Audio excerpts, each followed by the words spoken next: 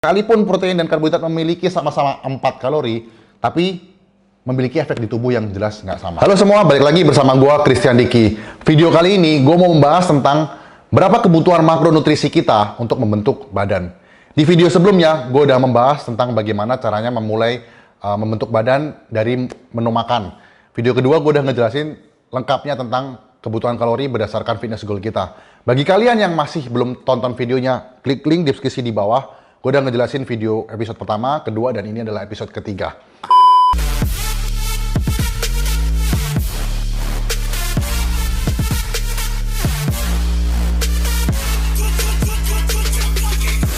Sebelum gue membahas tentang lebih lanjut tentang makronutrisi, gue pengen sedikit ngejelasin tentang kalori. 500 kalori pada martabak dan 500 kalori pada ayam panggang jelas memiliki makronutrisi yang tidak sama. Meskipun sama-sama 500 kalori. Nah, syaratnya untuk bisa menambah berat badan dan menurunkan berat badan adalah kalori masuk versus kalori keluar. Seberapa banyak pun nutrisi yang kalian konsumsi, kalau kalian nggak dalam kondisi kalori surplus, berat badan kalian juga akan pernah naik. Nah, untuk bisa mempermudahnya, gue siapin papan tulis untuk menggambarkan. Tadi saya sudah jelaskan, 500 kalori di dalam martabak, sama-sama 500 kalori di dalam grilled chicken atau ayam panggang, jelas memiliki kalori yang sama, tapi nutrisi, komposisi, dan mikronutrisi yang tidak sama. Ayam panggang jelas memiliki protein lebih banyak, dan jelas memiliki multivitamin dan mineral yang lebih tinggi. Kalau martabak, fat dan karbohidratnya karena gula, otomatis jadi lebih banyak ketimbang ayam panggang. Efek di tubuhnya juga berbeda. Mungkin yang ayam panggang jelas memiliki efek yang lebih panjang, jadi kita jadi lebih awet kenyang, dan jelas untuk bisa membentuk massa otot, kamu akan lebih terbantu apabila kamu mengkonsumsi ayam panggang. Tapi bukan berarti martabak ini nggak sehat, karena sehat atau tidak itu bukan tergantung dari 1-2 jenis makanan. Sehat atau tidak itu adalah lifestyle kita, gaya hidup kita sehari-hari. Jadi jangan ngejudge lifestyle orang sehat atau tidak sehat cuma dari 1-2 jenis makanan yang mereka konsumsi. Karena pada saat kamu mengkonsumsi donat, mungkin kamu akan jadi nggak ngerasa craving, kamu ngerasa enjoy, mood kamu jadi naik, kamu lebih produktif. Dan jelas dong, kamu jelas lebih sehat secara mental. Oke? Jadi sehat atau tidak itu adalah lifestyle. Oke? Saya mau ngejelasin sedikit adalah surplus kalori dibutuhkan untuk kalian yang ingin menambah berat badan atau membentuk otot, dan defisit kalori untuk bisa mengikis lemak atau memiliki otot perut six pack. Makronutrisi terdiri dari 3. Di sini saya sebutkan. Sebenarnya ada 4. Protein, karbohidrat, fat atau lemak, dan alkohol. Tapi saya nggak mau ngebahas alkohol karena makanan kita sehari-hari adalah terdiri dari 3 ini. Saya udah ngejelasin dulu sebelumnya di video sebelumnya. Protein terdiri dari ayam, ikan, sapi, telur, susu protein, kacang-kacangan, juga bisa. Karbohidrat terdiri dari jagung, kentang, ubi, nasi putih, nasi merah, pasta, itu adalah karbohidrat. Dan lemak terdiri dari minyak, terus santan, terus kelapa, avocado, peanut butter, itu lemak. Nah, berapa satuan energinya atau kalorinya? 1 gram protein 4 kalori, 1 gram karbohidrat 4 kalori, dan 1 gram lemak 9 kalori. Kita melihat di karbohidrat dan protein dulu ya. Sekalipun protein dan karbohidrat memiliki sama-sama 4 kalori, tapi memiliki efek di tubuh yang jelas nggak sama. Protein fungsinya membantu pembentukan massa otot, membantu meningkatkan imunitas tubuh kita, dan jelas membantu memperkuat tulang kita. Oke? Karena protein ini adalah nutrisi yang dipakai untuk membentuk jaringan tubuh kita. Dan juga untuk menggerakkan organ-organ tubuh, jantung, ginjal, hati, semua itu dilapisi oleh protein. Karbohidrat fungsinya buat apa? Karbohidrat adalah sumber energi, sumber kekuatan. Pada saat kamu mengkonsumsi karbohidrat yang rendah, kamu akan jadi kurang fokus, kurang konsentrasi, dan kamu juga kurang energi. Tapi banyak juga yang menjalankan keto diet, bahkan mereka mengikis habis karbohidrat, dan bahkan mereka tidak mengkonsumsi karbohidrat, mereka masih bisa. Yes, mereka bisa, tapi saya nggak bisa. Dan sebagian besar orang terbiasa mengkonsumsi karbohidrat, terutama orang Indonesia. Untuk itu saya tidak pernah menyarankan mengeliminasi salah satu jenis makronutrisi. Cuman komposisinya aja yang nanti akan kita bahas. Oke, kita sudah tahu fungsinya masing-masing. Yang jelas, lemak untuk bisa metabolisme tubuh, dan juga untuk menjaga daya tahan tubuh juga. Kita perlu mencukupi ketiganya, tapi berapa rasionya atau berapa komposisinya akan kita bahas. Sebelum lanjut tentang ke pembahasan makronutrisi, saya mau menjelaskan sedikit tentang kesalahan banyak orang. Banyak orang terlalu berfokus dengan mengkonsumsi makanan tinggi protein, rendah karbohidrat, dan sangat rendah lemak. Tujuan mereka adalah menurunkan berat badan. Mereka pengen beli otot six pack, mereka pengen pipinya tirus, mereka pengen bikin badannya lebih kencang, atau pengen bikin pinggangnya lebih kecil, atau mereka pengen memperlihatkan definisi otot mereka. Artinya mereka harus defisit kalori. Dan mereka mengonsumsi makanan tinggi protein, rendah karbohidrat dan rendah lemak, tapi mereka nggak dalam kondisi kondisi defisit kalori. Yang alhasil, ya mereka nggak ada hasil. Definisi badan mereka nggak akan segera terlihat. Pada saat kamu defisit kalori, meskipun kamu nggak cukup protein, atau kamu nggak cukup karbohidrat, atau nggak cukup fat, berat badan kamu akan berkurang, dan dan lemak kamu di dalam tubuh juga pasti akan berkurang. Jadi perlu dipahami kalori dulu, berapa kebutuhan kalori. Kamu mau surplus atau mau defisit, baru kamu memperhatikan berapa makronutrisi. Oke guys, kali ini gue mau ngejelasin beberapa kebutuhan makronutrisi. Nah, ambil contoh, goal body weight-nya adalah 80 kilo. Nah, untuk teman-teman yang ingin menambah berat badan surplus kalori, kali ini gue akan kasih contoh sampelnya. Buat kalian yang defisit, nggak perlu khawatir. Yang pengen menurunkan berat badan, nggak perlu khawatir, karena kalian tinggal adjust angkanya saja. Prinsip dasarnya sama. Trust me, matematika saya tuh berantakan, tapi setelah kalian berkali-kali melakukan penghitungan ini akan lama-lama terbiasa.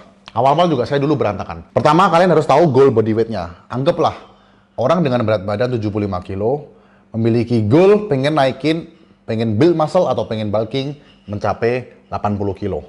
Oke, jadi goal body weight 80 kilo. Oke, sebelum masuk ke perhitungannya, saya mau ngejelasin. Body weight atau total berat badan tubuh bukan menjadi satu-satunya patokan badan kamu ideal atau tidak. Jadi banyak banget yang DM di Instagram, Facebook, YouTube. Bang, tinggi saya segini, idealnya saya berat badan berapa? Bang, umur saya 17 tahun, tinggi 150 cm, berat badan 70 kilo, idealnya saya berat badan berapa? Berat badan itu hanyalah salah satu acuan badan kamu ideal atau tidak. Lebih dari itu, masih banyak banget tolak ukurnya. Yang pertama, cermin di kaca. Itu salah satu yang sering digunakan oleh para bodybuilder. Jadi mereka nggak lihat patokan timbangan lagi. Mereka berpatokan dengan cermin yang ada di kaca. Conditioning mereka bagaimana, badan mereka bagaimana, bukan berdasarkan timbangan. Karena kalian bisa lihat video di sini, foto di sini dan foto di sini. Foto sama-sama 80 kilo, tapi yang satu mencukupi kebutuhan protein dan yang satu tidak. Jelas terlihat bedanya kan. Lebih padat, lebih tebal, kelihatan lebih kering. Meskipun sama-sama 80 kilo. Jadi jangan terlalu berpatokan berat badan angka di timbangan. Oke lah, angka di timbangan menjadi salah satu acuan. Tapi ada juga cermin tadi, foto atau video before after, lingkar pinggang, berat angkatan, aktivitas harian kamu, masih banyak sekali. Cuman kita sekarang menggunakan berat badan untuk menjadi patokan dasarnya aja. Oke, goal body weight, orang 75 kilo, mereka dia ingin menambah menjadi 80 kilo. Yang artinya dikalikan 36. Nah, buat teman-teman yang defisit kalori atau ingin mengurangi berat badan, mengecilkan pinggang, pipi tirus, six pack, dikalikannya 24. Tinggal diganti aja, rumusnya sama. 36, 80, kalian harus ambil kalkulator. 80 dikalikan 36, artinya kebutuhan kalori kalian adalah 2880. Apakah benar harus 2880? Enggak, ini cuma paling tidak acuan. Seperti di video sebelumnya saya udah jelasin, di kalender kalian ambil angka silang bagi kalian yang nggak bisa mencukupi kalori, dan angka bulat atau checklist bagi kalian yang bisa mencukupi kebutuhan kalori. Jadi 2880 per day adalah goal kalori intake kalian. Oke. Nah, bagaimana breakdown makronutrisinya? Makronutrisi tadi saya udah jelasin, protein, karbohidrat, fat atau lemak. Ya. Protein 2 kali berat badan. Kenapa sih harus 2 kali berat badan? Protein ini adalah nutrisi terpenting untuk melakukan pembentukan otot. Dan jumlahnya adalah 2 kali berat badan. Terus sumbernya bisa dari apa aja? Kalau kalian kurang protein, kenapa sih? Otot kalian jadi akan susah untuk berkembang, sulit tidur, imun tubuh kita akan jadi melemah, terus kuku sama rambut jadi gampang patah atau gampang rontok rambutnya. Selain itu, untuk bisa mempertahankan massa otot bagi kalian yang sedang diet, protein 2 kali berat badan wajib dipenuhi. Oke, protein 2 kali berat badan dari goalnya tadi 80 kilo, artinya adalah 160 gram. 160 gram ini kita kalikan 4. Seperti tadi saya udah jelasin, protein 1 gramnya kalorinya adalah 4. Yang artinya dari protein kita memiliki 640 kalori intake. Oke. Karbohidrat sama 2 kali berat badan. Nah, untuk teman-teman yang lagi cutting, kalau saya biasanya cutting mengkonsumsi 1 kali berat badan. Jadi kalau satu piring itu kurang lebih sekitar 45 sampai 50. Let's say 50 gram ya. Jadi kalau kebutuhannya 160, artinya 3 piring nasi setiap harinya. Gampang dong, bisa dong. Nah, kalau kalian yang lagi diet, mungkin kebutuhan karbohidratnya 1 kali berat badan. Oke, perbedaannya tadi pertama dikalikan 24, ini kalikan 1 berat badan. Terus 160 gram karbohidrat dikalikan 4. Seperti tadi saya udah jelasin, kalorinya 4 per gramnya. Dan kita menghasilkan 640 kalori sama dengan protein. Ingat ya, karbohidrat dan protein meskipun sama-sama kalorinya 640, efek di badan beda seperti yang tadi saya udah jelasin. Yang terakhir adalah fat atau lemak. 1 kali berat badan. Kenapa sih lemaknya ini angkanya ditekan? Pada saat saya diet, saya defisit, saya mengkonsumsi kurang lebih sekitar setengah. Saya sebisa mungkin mengkonsumsi lemak serendah mungkin. Bukan mengeliminasi, beda ya. Tidak mengkonsumsi sama sekali sama saya mengurangi itu beda. Karena lemak ini juga berfungsi untuk metabolisme tubuh. Terus makanan berlemak jadi lebih tasty dan lebih enak. Yang mempengaruhi mood saya, lebih banyak ide, lebih produktif, dan lain-lain secara sehat, secara mental. Nah, fat ini kenapa ditekan rendah? Karena fat ini paling mudah dikonvert menjadi fat lagi. Nah, protein, makronutrisi satu-satunya yang sulit dikonvert menjadi fat. Jadi kalau kalian kelebihan kalori, tapi kalorinya ini dari protein, nggak gampang gendut, ibaratnya gitu. Tapi kalau kalian kelebihan kalori dari fat atau karbohidrat, akan lebih mudah gendut. Gula termasuk karbohidrat, oke?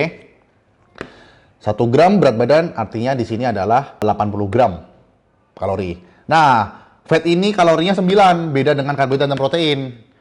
Nah, di sini menghasilkan, sekalipun secara makronutrisi dia lebih sedikit, secara volume lebih sedikit, tapi secara kalori dia lebih tinggi dari tadi 2 ini. Yang akhirnya akan menghasilkan jumlah 3 ini adalah 2000 kalori. Yang padahal kebutuhan kalian, goal dengan 80 kilo adalah 2880. Kalian masih memiliki outstanding sekitar 880 kalori. Makan apa sih 880 kalori? Nah, kalian bisa makan bebas. Kalian suka martabak, makan martabak. Kalian suka makan es krim, makan es krim. Kalian boleh makan bebas. Yang terpenting, nih, goal body weight. Selama kalian nggak mencapai kondisi goal body weight atau dalam kondisi kalori surplus tadi, berat badan kalian nggak akan pernah naik. Oke?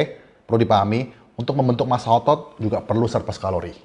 Ya, jadi perbedaan dari defisit kalori adalah ini dikalikan 24, ini dikalikan 1, dan ini kalikan dari setengah. Terus kalori juga harus dari kondisi kalori defisit. Nah, tips buat kalian yang masih beginner, saya menyarankan mulai dari pelan-pelan dulu, dari kebutuhan kalorinya dulu nih, kalian bisa cukupi. Setelah kalian udah mulai pengen lebih advance, pengen lebih fokus untuk membentuk otot, kalian boleh mulai dengan proteinnya dulu. Karena kalau kalian seperti saya nih, matematikanya berantakan, nah ini akan susah, ini akan bingung. Karena saya awal-awal, saya mau tanding itu saya timbang semua makanan. Dan ini agak kesulitan dengan matematika yang agak complicated. Tapi setelah kalian berkali-kali berulang-ulang, udah akan terbiasa. Seperti video saya udah pernah sering jelaskan bahwa perlahan otak kita akan menyesuaikan dengan kebiasaan sehari-hari kita. Oke? Jadi saya menyarankan kalori dulu di tracking dan protein. Seperti tadi saya jelaskan, protein membantu pembentukan otot, membantu mempertahankan otot, meregenerasi sel otot saat terjadi kerusakan selama kita nge-gym. Oke? Saran saya adalah kalori dan protein. Nah, kalau kalian mau lebih fokus lagi, lebih advance lagi, atau lebih detail lagi, karbohidrat, dan terakhir adalah lemak. Oke? Semoga video ini membantu. Kalau ada pertanyaan, komen di bawah. Saya selalu membaca semua pertanyaan yang ada di YouTube, Facebook, maupun di Instagram. Terus, saya pengen tahu dong, kalian video apa sih yang sebenarnya kalian tuh selama ini pertanyakan atau pengen tahu jawabannya dari saya, akan saya buatkan videonya. Terus, bagi teman-teman muslim, selamat menunaikan ibadah puasa, semoga lancar, dan semoga negara ini bisa cepat melewati pandemi ini. Sampai ketemu di video berikutnya, salam sehat.